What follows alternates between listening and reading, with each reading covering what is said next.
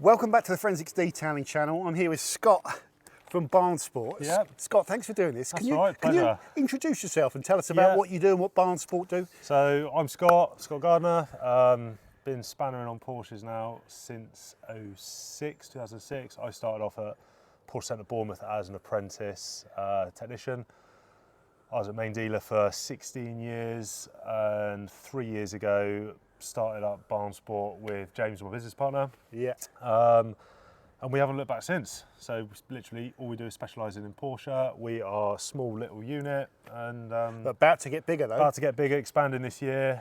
We've got work coming up our ears, which is great. And yeah, you know love Danny it. as well. No, Danny. Dan's yeah. Timeless Classics, DCC. shout out. I've never seen Danny looking so pale after he come out of that car with you at Anglesey. I know, I remember that. Yeah, I think I did one lap with him, and he thruh the towel in. It was a trauma, But while I'm here, so I've bought my Porsche, which had an issue at Thruxton, to Scott to get his opinion on what is wrong with it and what's the best way to proceed. Yep. So I love this car, Yep. and I want to track this car. Yeah. What do you think's wrong with it, first of all? So when I got the message from you, it sounded like it grenaded itself. It Yeah. sounded horrendous. We got recovered here, obviously, after the track day. I started it up, and believe it or not, I didn't think it actually sounded too bad until I drove it onto the ramp, and then the knocking started. Yeah. So got it on the ramp, had a look at it, checked the oil and the filter, full of metal debris, copper metal debris, which is a bearing. So I think what's happened is it's suffered a spun bearing on your big end. Yeah. Don't know which cylinder until we get the engine apart. But basically, your big end bearing is where the conrod bolts onto the crankshaft. I think that has spun, which has caused the metal, which has caused the knocking and the horrible noises. Yeah. It sounds like a big end, doesn't it? Sounds like a big end going, yeah, absolutely. It's bearing failure doesn't sound too bad, but it's obviously catastrophic because it's engine out. You've got to do a full tear down, Yeah. and a rebuild from there. Yeah. So that's what I think's happened. You've got a spun bearing on a big end. Your options basically, and we spoke about it very briefly off camera, is you could pick up a second-hand engine, put it in there. You don't know the history of the second-hand engine. You don't know how it's been driven, what condition it's in. Yes, it will probably get the car roadworthy again, Yeah. which is fine, but not recommended if you were to continue then tracking the car. That's the key Because thing, isn't the it? thing is, you could do all of that, spend that money, first track day, I'll Yeah. see it back on flatbed again because you've got another issue. So Yeah. I think the key thing is, if That's gone through my mind about so many times. That's the cheap option. It would be an option if I wasn't tracking this car, Yes, because yeah.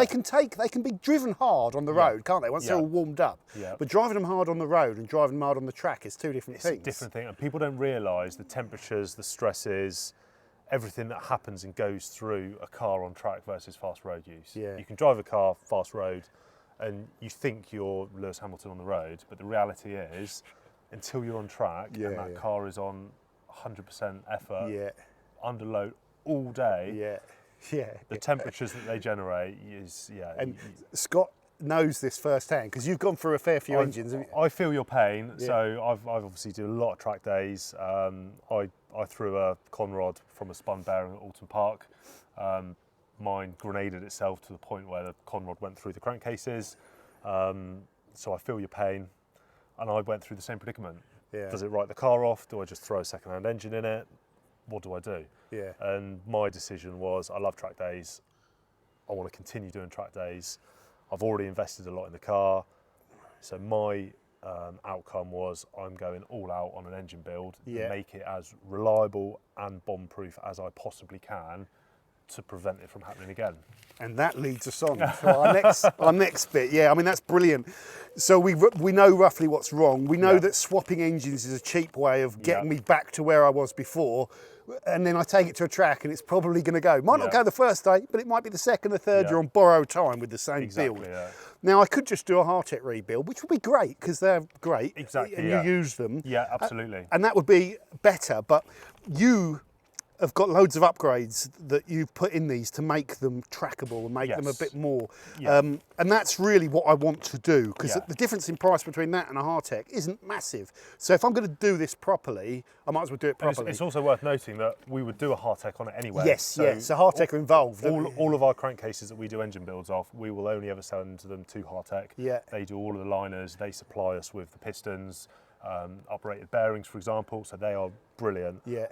And they're the only company that we would use for liners. yeah. There are a couple of companies out there, I think there's steel liner options. Yeah. And another option for you would be to just do an engine build with Hardtech liners, standard, without upgrades, and again, it would fix the car and get, that's your second most economical, but not for track use. You'd still want to spend a bit more on other options. Yeah, and that's the thing that I think is really interesting. So you'd get the engine sent off to Hardtech, they would do the liners. Yes. Then you mentioned upgraded pistons. Pistons, yeah, Capricorn pistons, yeah, so a set of 6 pistons with that.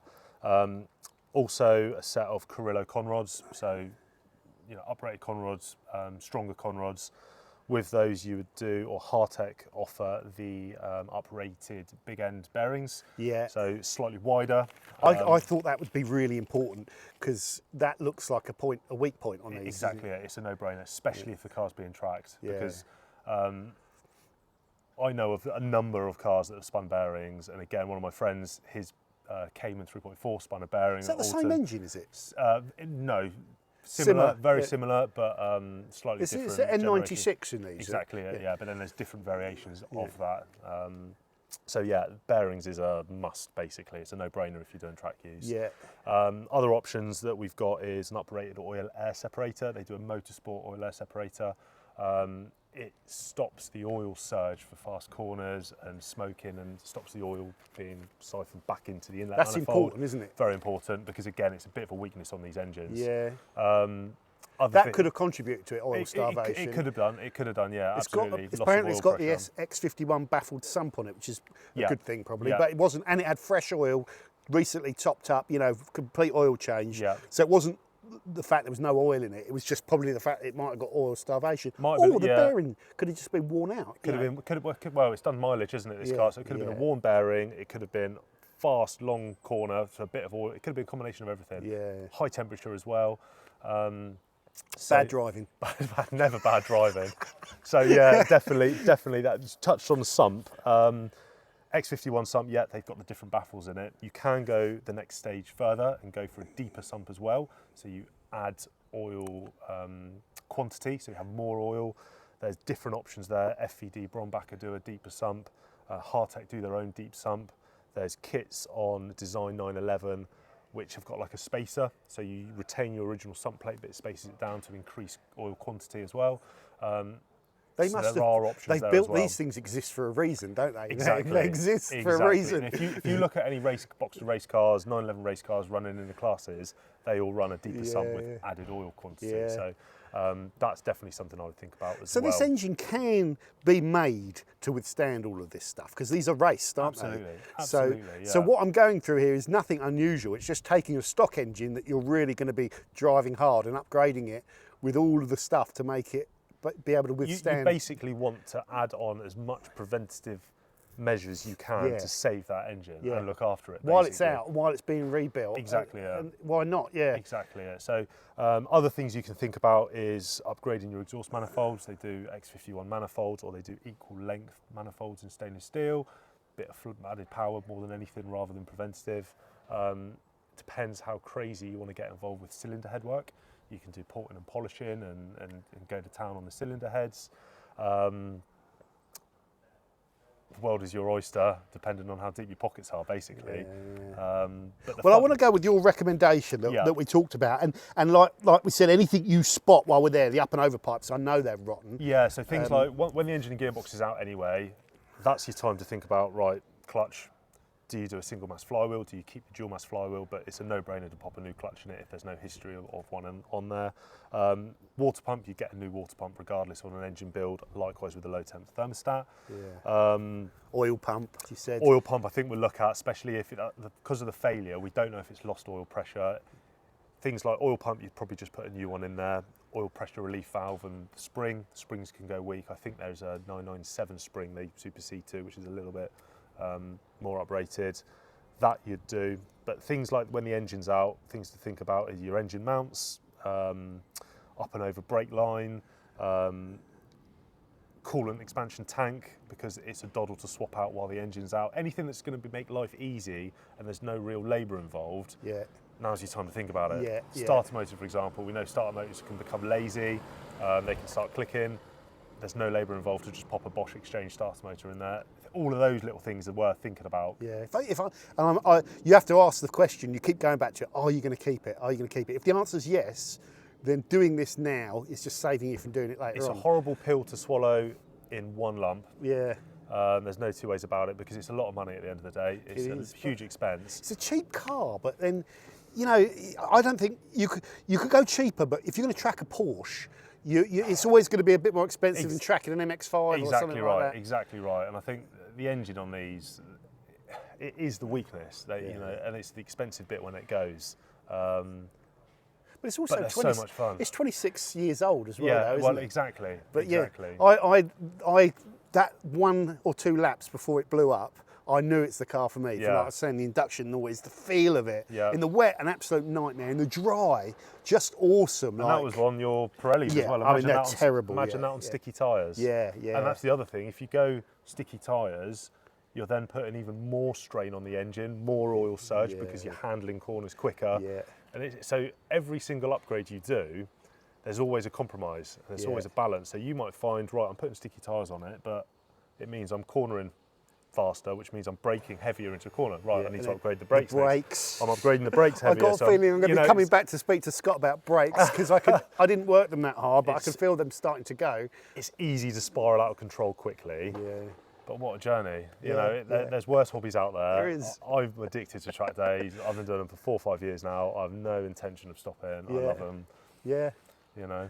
I've been around Anglesey Circuit with Scott, and it's an experience. I'll put it that way. It's an experience. I mean, that was brilliant fun. That was, and that shows you could take a 987 Cayman S, which has got plenty of power, really good chassis, and turn that into an absolute weapon. It's such a fun car. Yeah, it is. I think value for money for it as well, bang for buck. Yeah, it's cost a fortune to get it where it's at.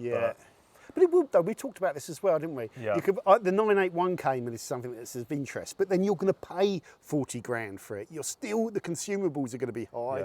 There's still going to be points of failure. I think you're better off, and you'd be precious about it. If I spent 40,000 on a Cayman S or Cayman GT or whatever, you almost don't want to abuse it. No, it's so precious. The reality is they do get abused on track. But this one, I don't care. It's going to get smashed to bits. It doesn't matter how precious you are about it. It's going to get stone chips. It's going to get tar marks up it. It's going to be abused, you know. And I'm going to put stickers over every stone chip I get, till the whole front of it's got like a PPF of stickers. Cover it in plasters. But that's brilliant, Scott. So that's given me an idea. I'm going to proceed with this full build with Scott at Bahnsport. I'll keep you guys in the loop, and I'm kind of excited about it. You'll see me doing loads of videos. That's why I'm down here filming as well. I'm trying to keep the content churning to help pay for this. But I really appreciate your time and going through everything. So, and also, guys, so if you're in this is Dorset, Blandford Forum near Bournemouth. If you're in that area and you've got a Porsche, bring it down to Bahnsport, because these are the main men to get your Porsche running great. Brilliant. Cheers, Scott. Thank you. Pleasure. Lovely. Cool.